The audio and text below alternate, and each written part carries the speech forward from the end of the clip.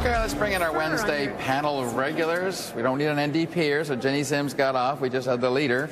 But we do have Mississauga Conservative MP Stella Ambler, and for the first time on the panel, Labrador Liberal MP Yvonne Jones. Welcome to you both. Thank you. I want to get your thoughts on what happened in the House today. I'll go to Yvonne first on this one. Did Stephen Harper, in your view, add any new information to what's going on the Duffy file today? You know, Stephen Harper today, as the Prime Minister, responded in question period, but he didn't give us any answers. And we have to be very careful that we don't confuse engagement here, I guess, with actual details, because we didn't get the details. And, you know, we're still looking for a lot of answers around this whole ordeal. And, you know, I think for a long time, a very long time, the Prime Minister has not responded here.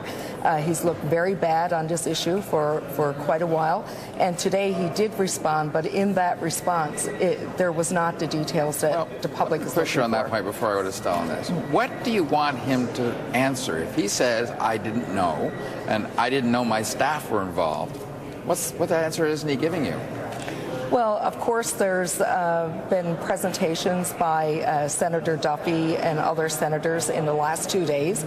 I think the Prime Minister, if he has evidence contrary to what they're saying, contrary to all of that, then why not disclose it to the public?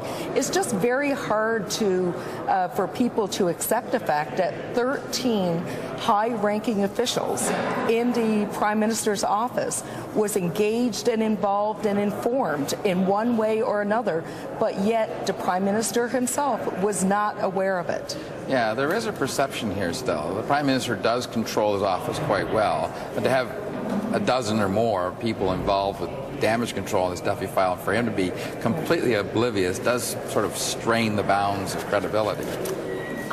First of all, let me say today I think the Prime Minister was crystal clear, answered questions very well. In fact, Don, I think you're the one that tweeted that there's very little mud left in the water now. Darn, you hold those tweets against me. I know. Well, that's what happens.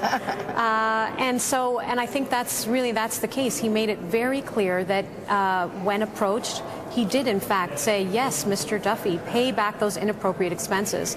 And he did that because he was telling him, basically, do the right thing. And what Mr. Duffy didn't do yesterday is the right thing. He didn't walk into the Senate and say, I'd like to admit I did something wrong, take responsibility and resign. That's not what he did. And that's, frankly, what taxpayers deserve, right? They don't deserve to be ripped off by Senators Wallin, Duffy, Brazo, and Liberal Senator Harp. They don't deserve that. Yvonne, why do you think Justin Trudeau should be calling for the Prime Minister to go under oath somewhere and testify that he's telling the truth? Don't you accept him at his word in the House of Commons?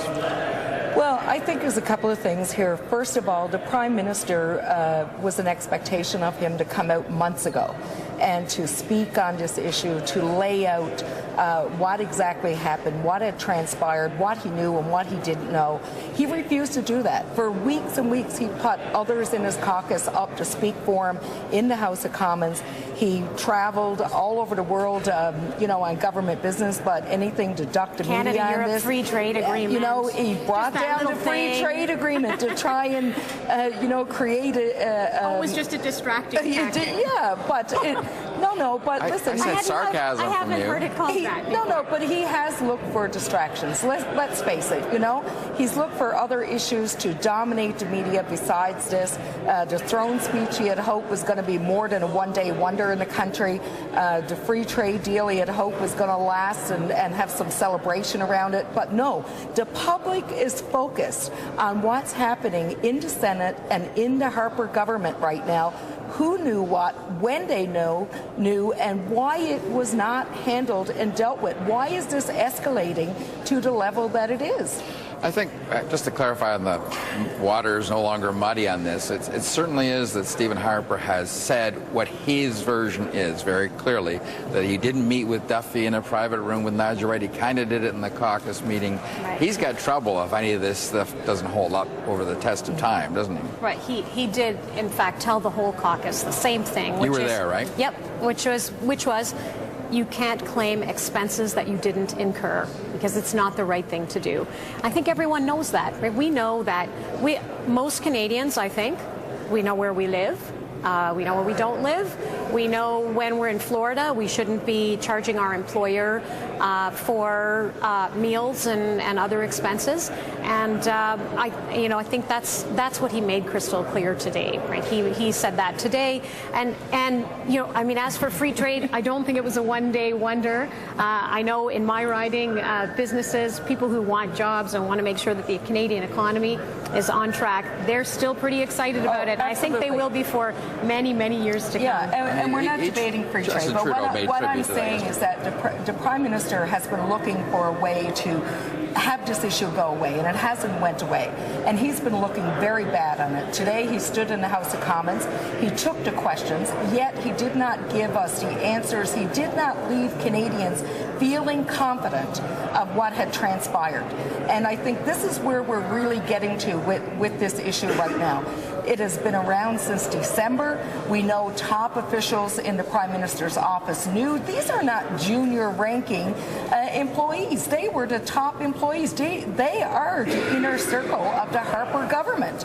And we're supposed to believe that everyone and everything around him knew this, maneuvered this, but yet he did not know anything about it.